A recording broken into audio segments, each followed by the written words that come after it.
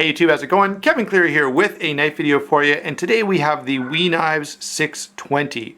This knife is on loan from Zalric42 for review, and if you haven't checked out his channel recently, go over there and check it out. By the way, Zal is also the North American rep for WE Knives, and I'm sure he'll do a great job for them. And also, you know, if you're watching this and you've got a WE knife, you got questions or something like that, he's probably the guy to go to with those kinds of things. So let's go ahead and talk a little bit about this knife. Well, let's actually talk about WE Knives in general first off. Overseas company, of course, doing a really nice job. I think I've had about 10 different WE Knives at this point, and I've got to say that overall I have been consistently very impressed with them. Quality, fit and finish, all of that stuff. Now, I don't always like the designs and maybe not always the color schemes that they go with, but you know, they have enough models out there that there's pretty well something for everyone, and recently they've come down in price. So a lot of their models are now going for $250, which is a great price and a big improvement, of course, and a big savings over the $295 they used to all go out at. So that's very much appreciated. Let's go ahead and talk about this specific model. As you can see if you're watching this of course is green with yellow hardware, satin flats, and black anodized bevels. Now, if you don't like that configuration, there are a bunch of other sort of color schemes and, you know, what's black and what's satin. There's a bunch of different configurations out there, and you can find the one you want. Now, sometimes that'll take some waiting. It took me quite a while. I wanted this knife for quite some time. It actually took quite a long time for me to find the exact configuration I wanted. Maybe this one was particularly popular, I'm not sure. So just be aware that sometimes the particular colors you want, you may have to search a little bit or wait a little bit until they're available. Now, let's go ahead and get into size and weight and all the other specifications and details we like to pay attention to. So this guy is 8 3/4 inches overall, so a fairly large knife, but not crazy big. By the way, it's just a hair under 3/4. So that's going to be sort of close enough, I guess. The blade on here is 3 3/4. Now this time it's just a little above 3 3/4. So 8 3/4 overall, 3 3/4 inch blade, 4 15/16 on the handle. So just a hair under 5 inches. And the weight is, now this is a pretty hefty knife. You can see the blade stock is pretty thick. So this guy comes in at 5 ounces overall. Now, not the end of the world, but it is a little hefty, but I think as you look at it, that's kind of to be expected just considering the construction. Now, does it carry well? Does it go in and out of pocket? Yes, I have no problem carrying this knife, but you guys know my tolerance for weight is, you know, maybe a little greater than some people's. You know, I carry a cold steel Formax sometimes, so you know, this is nothing compared to something like that. All right, let's go ahead now and talk about the blade. Now, I messed this up in my first impressions video. This blade is M390, which is a great steel. Sort of a modified reverse Tanto or modified Wharncliffe blade shape. Really cool blade shape, guys. I've got to say, I definitely like the blade shape on this, with just that little bit of belly running throughout the whole thing and that nice heavy design. So reverse Tanto sort of functions in a similar way to a normal Tanto in that it gives you a ton of strength all the way out to the tip of the blade, and that is very much appreciated. There is this nice fuller running throughout, which looks pretty cool as well. The biggest complaint I have about this, well, there's two. First, I don't like the DLC on the bevels. If this was gonna be a knife I would buy and own, I would want it reversed so that the flats were black, the bevels were satin. The other thing I would have liked to seen done a little differently here is this large choil. So it does have this nice big finger choil, which I really like. However, I feel like I've sacrificed a little too much blade, and I would have been just as comfortable if the finger choil was back here and I had an extra 1/4 inch of cutting edge. Okay, so that would have been helpful to me. Let me grab a ruler really quickly. I had it here right beside me. There it is. Hold on, guys. Just want to quickly show you what I'm talking about. On a 3 3/4 inch blade, you have only 3 1/4 inches of cutting edge, and that feels like they sacrificed a little too much. I would have been happy if this whole thing were moved back. Like, you could have taken something out of the handle here and it still would have worked fine. All right, so that's the only real issue I have with the blade. Otherwise, the edge geometry is nice, cutting performance is great, blade shape is really, really nice, and it's different enough too that it's kind of cool and interesting. And just the overall, and by the way, one last point, they haven't messed with the back of the blade here. So it's nice and thick all the way to the front, which gives me, especially if I choke up, it gives me a lot of purchase and a comfortable place to have my thumb here for some more detailed, finer cutting. And I really, really appreciate that. So overall, with the exception of maybe a little less cutting edge that I would like to see, the blade is really, really well done. Let's see, lockup and deployment. Now this is a little different. This is on bearings. It's a very, very smooth knife. I can show you that. Really, really nice feeling knife, but it's a thumb stud. Now seems like this is the day of, every knife has to have a flipper. And so it's refreshing to see a knife with a thumb stud that's really well done like this. And it really is, it deploys nicely and consistently. I'm doing this left-handed. Doesn't matter really how you grab the knife, doesn't matter, it just, the thumb stud catches your finger well and does deploy really easily. Now, let me say this, when I look at this thumb stud with the star on it, my brain says those points, like it should be uncomfortable, but I don't know, and maybe you can ask others that have one of these. Zell, if you want to weigh in as well. This, I have no problem. Like, it's just very comfortable. I've flipped this quite a lot. It's very fun to flip, and so rather addicting. And I don't have sore thumbs at all from it. The detent is set pretty well, just perfectly, and the thumb stud seems to catch your thumb just enough that deployment is really, really enjoyable. It is, of course, a stainless steel lock bar. You can see, well, hopefully you can see the lock bar insert in there. So that means you're getting steel on steel as the lock interface, which is really nice. So no complaints with any of that. Lockup and deployment in all of those, all of those little things that I've touched on, I've got to say I'm pretty happy with it. The blade stop here is not a blade stop, it's part of the backspacer, and it's a nice flat interface, which means you're not going to get sort of undue wear. It's just going to really, really hold up well over time.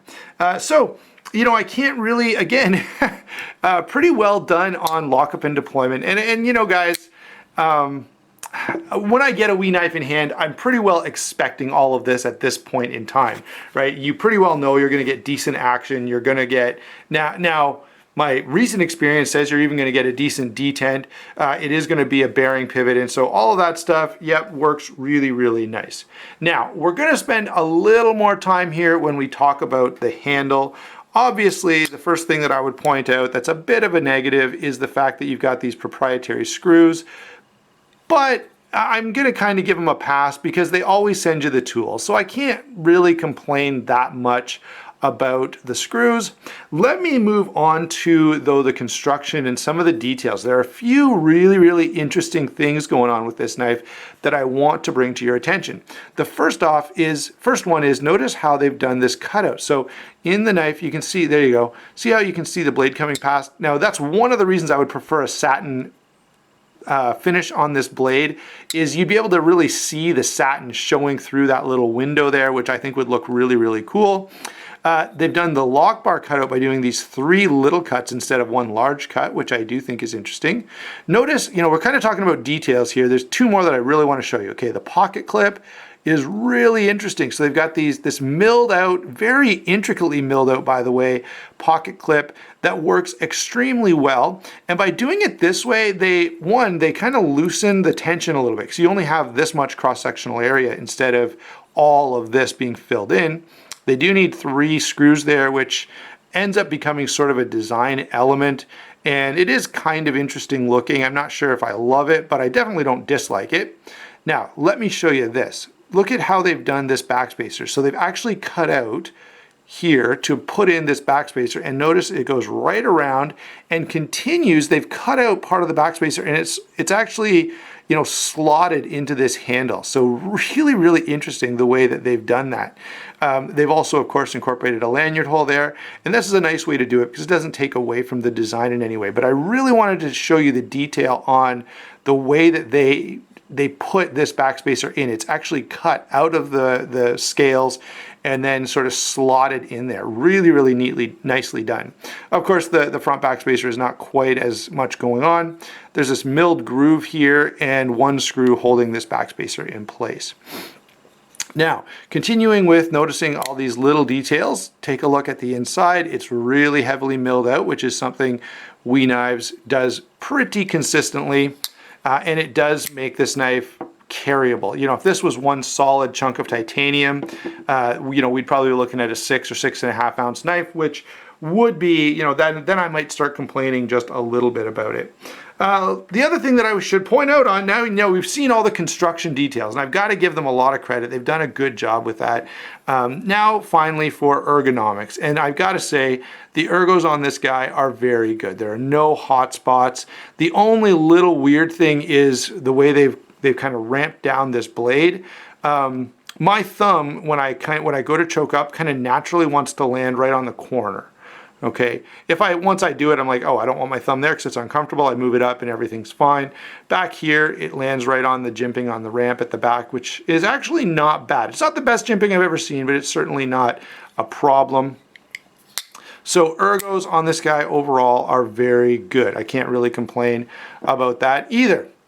So, guys, gotta say, generally, you know, all those little detail points, I don't really have an issue with. Now, I will say the design itself may not speak to everyone. It's a very distinctive looking design. And so let's pull in some comparisons that you go, yeah, I like We Knives. I like the quality. I like what you're telling me about them, but you know, that particular one is not my favorite. This one, which is also here from Zell, might be a little more broadly appealing. You can see it's a very standard blade shape. The ergonomics are wonderful on this guy. Again, it's got a finger choil. The jimping is a little sharper, which is kind of nice. And this guy is a flipper, so if you want a flipper, this one is going to give that to you. Sorry, I couldn't get that words out of my mouth there for a second. This is the 615. So again, a really nicely done knife from We. This one you saw a minute ago. It was the We 604, and this is one of the coolest designs from We Knives as far as I'm concerned. I really, really like this. It does sacrifice a little practicality the way this blade is done, but as a piece of artwork, this is wonderful. It's really, really nicely done. Let's see, what else do we want to show in here? Here's another knife, guys, and this knife again is a flipper. This is the Real Steel Megalodon.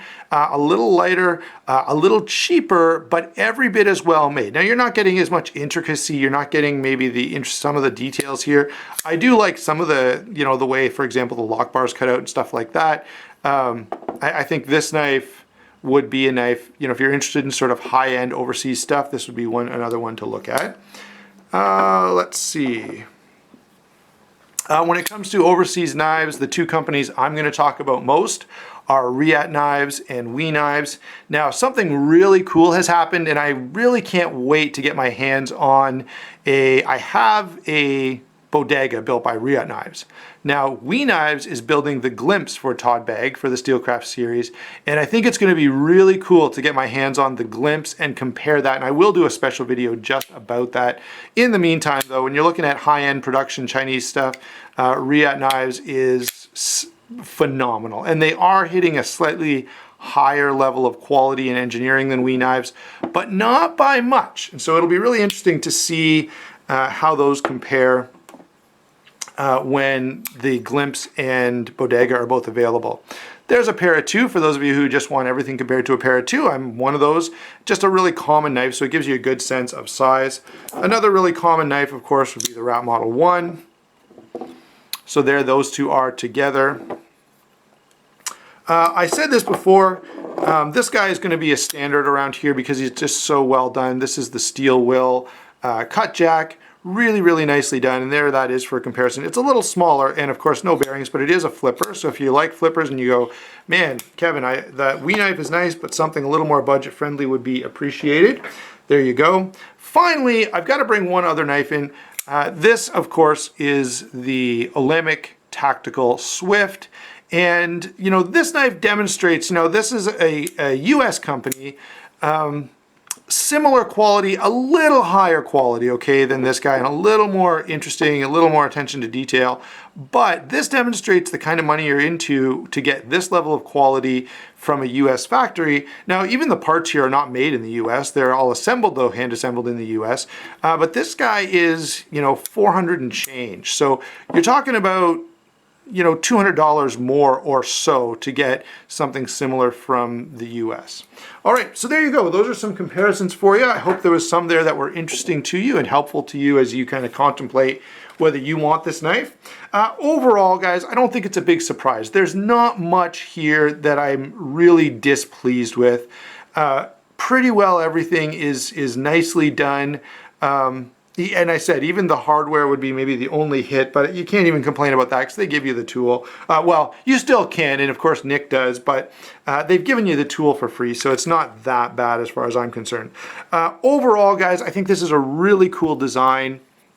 I know a number of you requested it, so that indicates to me that there's quite a bit of interest in this knife. I think people are drawn to the blade shape and to the fact that it's a non-flipper, which is kind of nice to see once in a while.